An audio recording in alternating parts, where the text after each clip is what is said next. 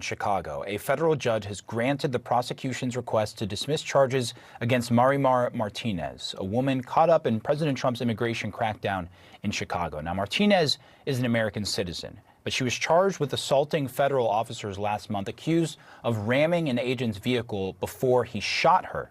I spoke to Martinez in an exclusive interview. Can I show them? Yeah. Okay, so I was shot in my arm right here, and then I went through my tricep, and then it grazed the side of my chest.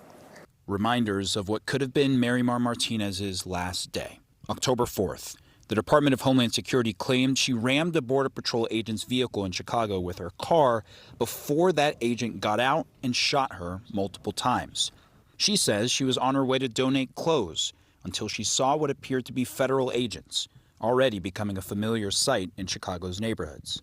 So I started beeping my horn. As a Mexican-American, first-generation USA citizen, I felt it was my responsibility to let my neighborhood know that ICE agents were near.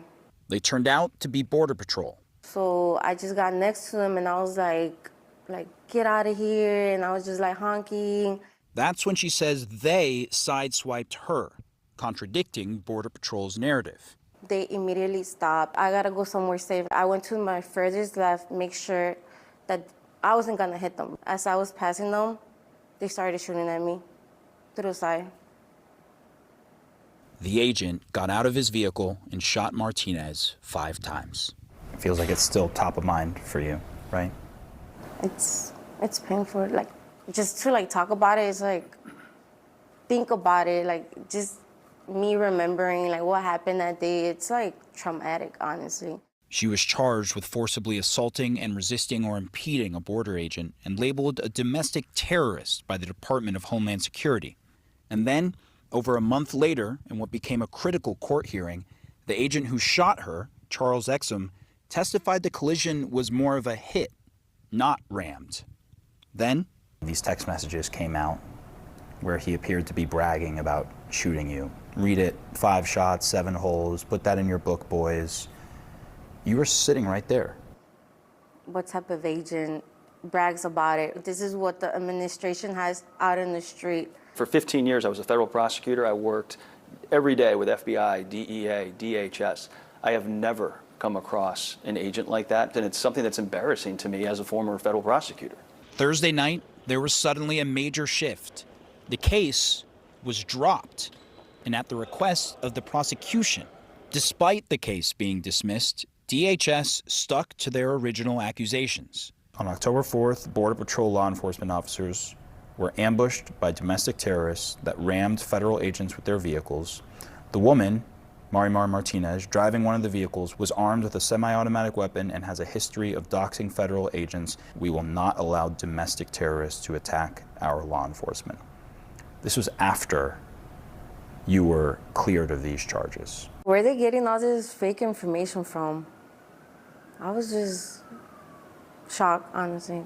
While a gun was found in her car, it was never brought out. It was still inside a holster with the snap closed. She also has her concealed carry license, her attorney says.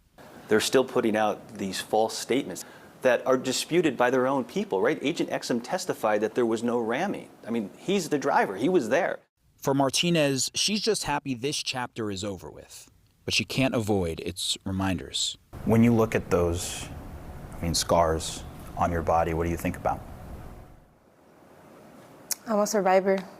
And it's not just the physical scars she lives with. I don't want to remember that day. You're laying there at night and you're just thinking about it, what's gonna happen? It's really emotional to me. So it's hard for me to talk about it, but I'm trying. Moving forward, Martinez, who's a Montessori school teacher, says she's just looking forward to getting back to her children, but knows life won't be quite the same after this. Now, on this case, for some perspective, the FBI director tweeted about this, showing video that had nothing to do with this case. That tweet with the wrong video is still up, by the way, and the FBI wouldn't comment when we asked them why. This case was also cited in the Trump administration's appeal to the Supreme Court as part of why they believed the National Guard was needed in Chicago. And finally, Martinez's attorney, Chris Parenti, who you just heard from, actually credited the Trump-appointed U.S. attorney, Andrew Boutros, with what Parenti said took incredible guts to not go forward with this case, despite likely being under enormous pressure to do so. And for what it's worth, Boutros' office told me they're constantly evaluating new facts and information in cases like this, a dynamic that clearly applied here.